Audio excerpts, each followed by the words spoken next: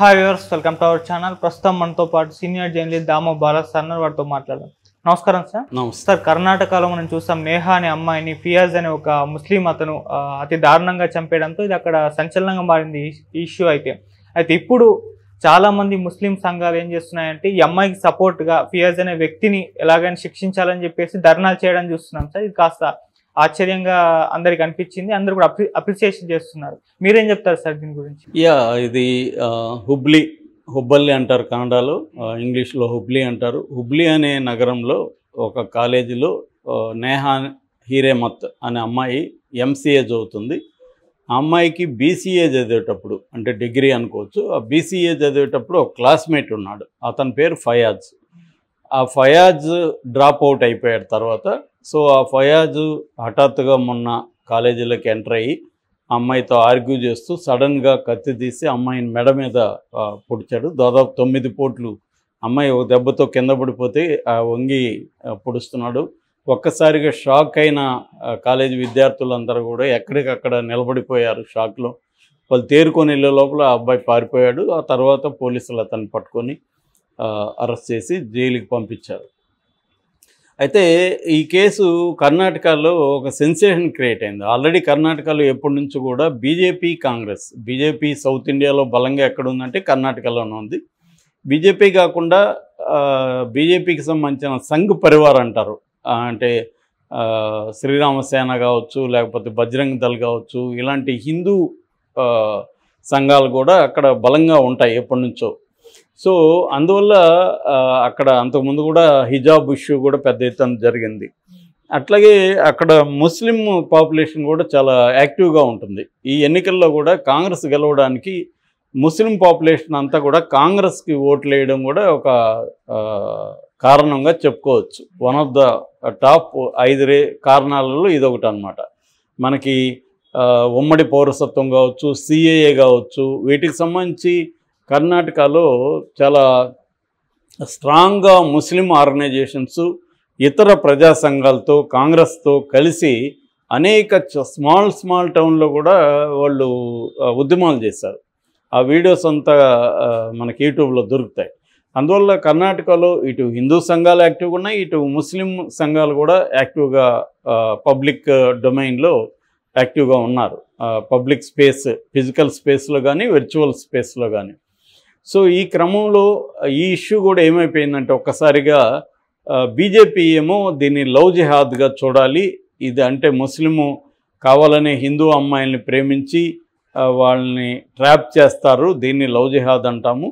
So ముస్లిం వాళ్ళు హిందూ ఆడపిల్లల్ని ప్లాన్డ్గా ట్రాప్ చేస్తారు అనేది ఆర్ఎస్ఎస్ బీజేపీ వాళ్ళు చెప్పే వాదన.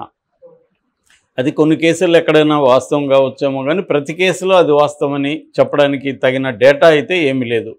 కానీ వాళ్ళకి డేటాతో అవసరం లేదు, ఒక నెరేటివ్ని తీసుకొని దాన్ని ప్రబలంగా తీసుకెళ్తుంటారు. ఇది కూడా అదే చేశారు. అయితే ఇక్కడ ఏంటంటే ఇంకొక సంఘటన మళ్ళీ ఏం జరిగాయంటే, ఫాదర్ ఎవరైతే ఉన్నారు ఈ అమ్మాయికి, నేహా వాళ్ళ ఫాదరు నిరంజన్ హీరేమత్, ఆయన కార్పొరేటర్ కాంగ్రెస్ పార్టీ. ఆయన కూడా ఏం చెప్పాడంటే, నాకు కూడా ఇది డౌట్ ఉంది, లవ్ జిహాద్ ఏమన్నా కావచ్చు, ఎందుకంటే మా అమ్మాయి అతనితో ఎప్పటి నుంచో ఇబ్బంది పడుతుంది అనేది అతను చెప్తున్నాడు. అయితే ఆ అబ్బాయి వాళ్ళమ్మ, ఫయాజ్ వాళ్ళ అమ్మ, ఆమె పబ్లిక్గా వచ్చి సారీ చెప్పింది. నాకు తెలుసు, నేను సారీ చెప్పడం వల్ల మీ లాస్ని నేను పూరించలేను, కానీ నన్ను క్షమించండి, నా కొడుకుని మాత్రం క్షమించకండి, అతనికి పనిష్మెంట్ ఖచ్చితంగా ఇవ్వండి, మీకు నా వల్ల మీ ఫ్యామిలీకి కష్టం వచ్చింది, ఆ నేహ నా కూతురు వంటిదే, నా కూతురికి జరిగితే నేను ఎంత బాధపడతాను, నేను ఇప్పుడు కూడా బాధపడుతున్నాను.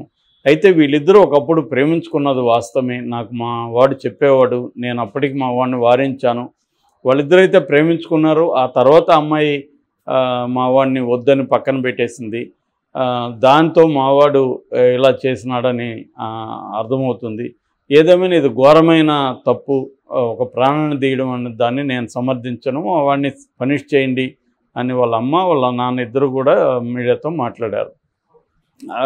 అయితే ఈయన నిరంజన్ హీరేమత్ అమ్మాయి వాళ్ళ నాన్న మాత్రం ఇది మాకు అన్యాయం జరుగుతుంది, మా అమ్మాయిని వేధించి అతను చంపేశాడు, సో దీన్ని సిబిఐ ఎంక్వైరీ జరగాలి, ఇంకొక 7 మంది కూడా ఉన్నారు దీంట్లో, అతనికి హెల్ప్ చేసిన వాళ్ళని ఇంకొక 7 మంది పేర్లు కూడా అతను పోలీసులకు ఇచ్చాడు. కానీ 7 మందిని ఇప్పటివరకు ఎవరిని అరెస్ట్ చేయలేదు, పోలీసులు ఎటువంటి చర్య తీసుకోలేదు. అక్కడ కమిషనర్ ఒక మహిళగా ఉండి కూడా ఆ సిటీ కమిషనరు దీని మీద సీరియస్గా తీసుకోలేదు అని ఆయన కూడా తీవ్ర విమర్శలు చేస్తున్నారు. దీంతో బీజేపీ పెద్ద ఎత్తున ఆందోళనకు దిగింది. ఇది లవ్ జిహాద్గా పరిగణించాలి, దీన్ని సిబిఐకి అప్పగించాలని. కాంగ్రెస్ సిద్ధరామయ్య ప్రభుత్వం బిగినింగ్లో దీని పట్ల తీసుకోవాల్సినంత సీరియస్నెస్ తీసుకోలేదు అని అనిపిస్తుంది మనలాంటి వాళ్ళకి అబ్జర్వ్ చేస్తే. ఎందుకంటే ఇప్పటి వరకు ఏ స్టేట్ కాంగ్రెస్ నాయకుడు వెళ్ళి విజిట్ చేయలేదు. సిద్ధరామయ్య కూడా నేను తర్వాత విజిట్ చేస్తానని చెప్పాడు మొన్న.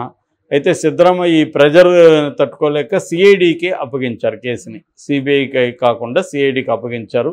సిఐడి విచారిస్తుందని చెప్తున్నారు.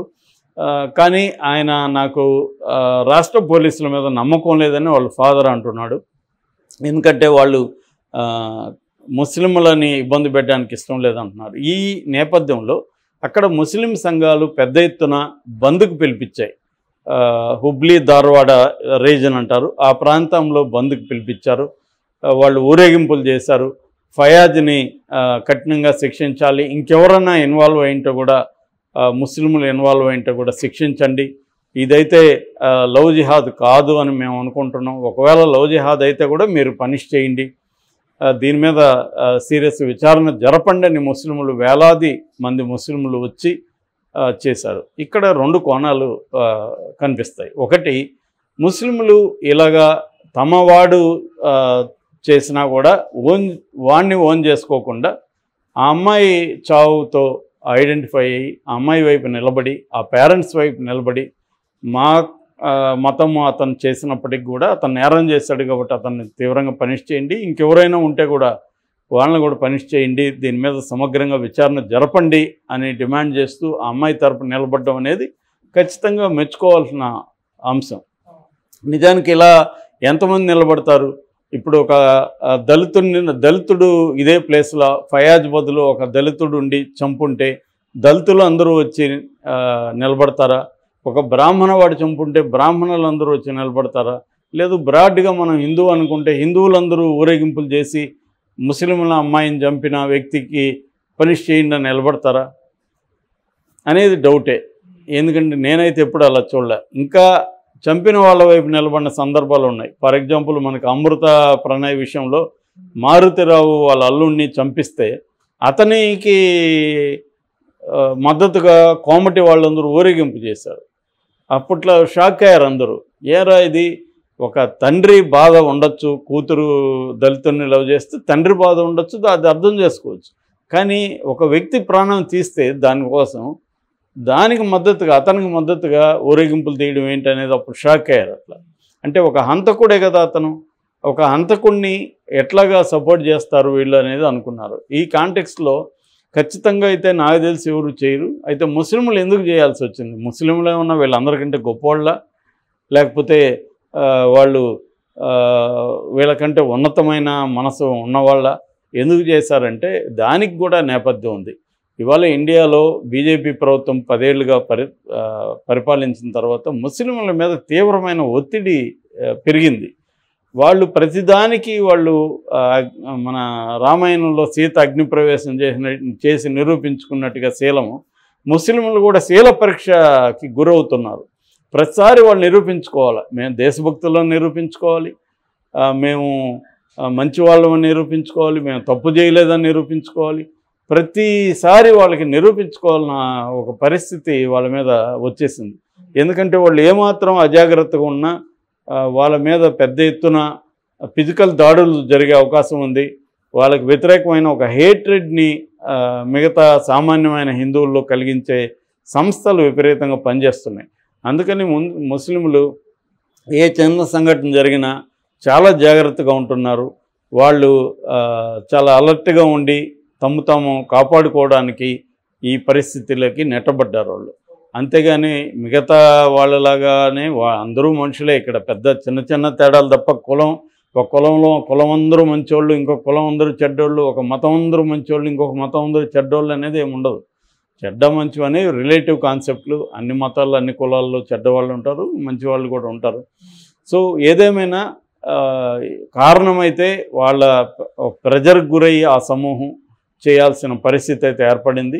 అక్కడ ముస్లింలు మంచి పనే చేశారు. దీని మీద ఇప్పుడు సిఐడి విచారణలో త్వరగా తేల్చాల్సిన అవసరం అయితే ఉంది. లేదంటే అది ఇంకా పెరిగి పెద్దదయ్యే అవకాశం ఉంది. ఇది మిగతా రాష్ట్రాల మీద కూడా దీని ప్రభావం పడుతుంది.